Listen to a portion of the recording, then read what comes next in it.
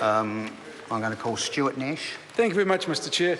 I mean, Harry hindsight is always right. There's absolutely no doubt about that. But the thing about even better than Harry hindsight is people admit when they've made mistakes. And not once has anyone on that side of the House stood up and said, yes, you're right, we should have put money back into this because it's earned 18% since the global financial crisis. It has been one of the best performing funds in the world, actually. Now, the New Zealand Super Fund doesn't have to consider about whether it's going to sell or buy the Shanghai Stock Exchange or not, and Harry hindsight has nothing to do with reality. The reality of the situation is, this is the reality. Let me outlay the situation we've got at the moment. First of all, superannuation is going to become unaffordable. We all know this. The second point is Michael Cullen set up a fund to mitigate the risk to the government finances around an unaffordable superannuation burden. Thirdly, it has billions of dollars in it at the moment. Fourthly, this national government, and Bill English admitted this, stopped contributions because he wanted to give tax cuts to the people of New Zealand, because that is what he promised, and he didn't have the wherewithal to say, I made a mistake. We need to plan for our future. We need to plan for the future.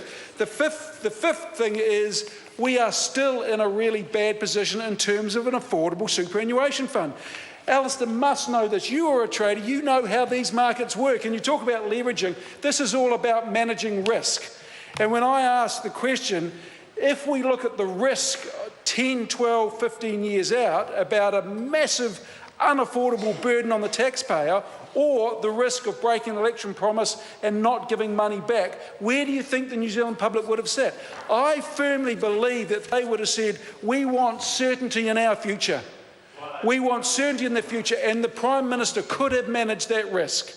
But he didn't. He chose not to take that risk at all, and as a consequence of the short-term thinking, we have a super fund which could be worth maybe 15, 20 billion more. The Kirk super fund, which I've heard members of this side of the House talk about, would be worth $240 billion now.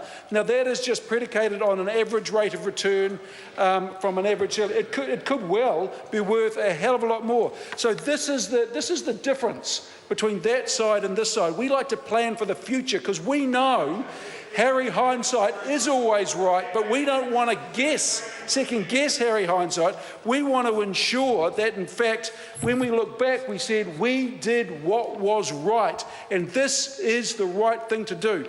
Mr Chair, I come to part two of the bill, which is the part we're talking about, and it is quite technical.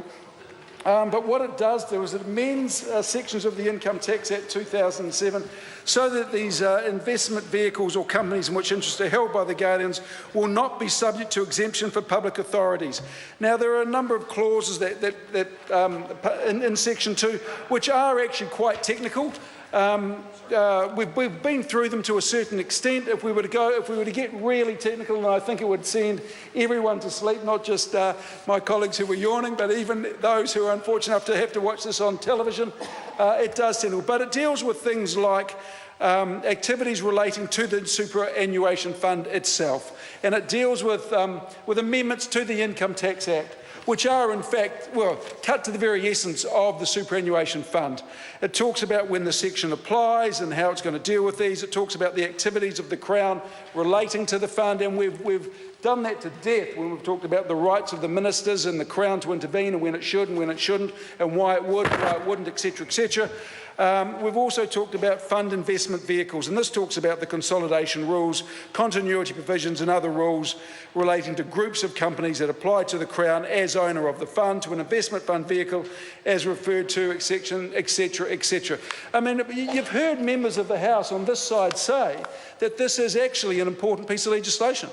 You've heard members on this House say that we actually supported Part 2 when it went through the Select Committee. You have no argument from us there. Where you do have the argument from us, where you do have a massive bone of contention, is actually how we manage the fund, what we do with it, and how far we look out, and the sort of expectation we create for New Zealanders who are now looking forward and going, what does the future look like? Where am I going to be? Am I actually going to be entitled to superannuation? excuse me, which has been a fundamental right of Kiwis ever since it was introduced by the first Labor government. Mr. Chairman,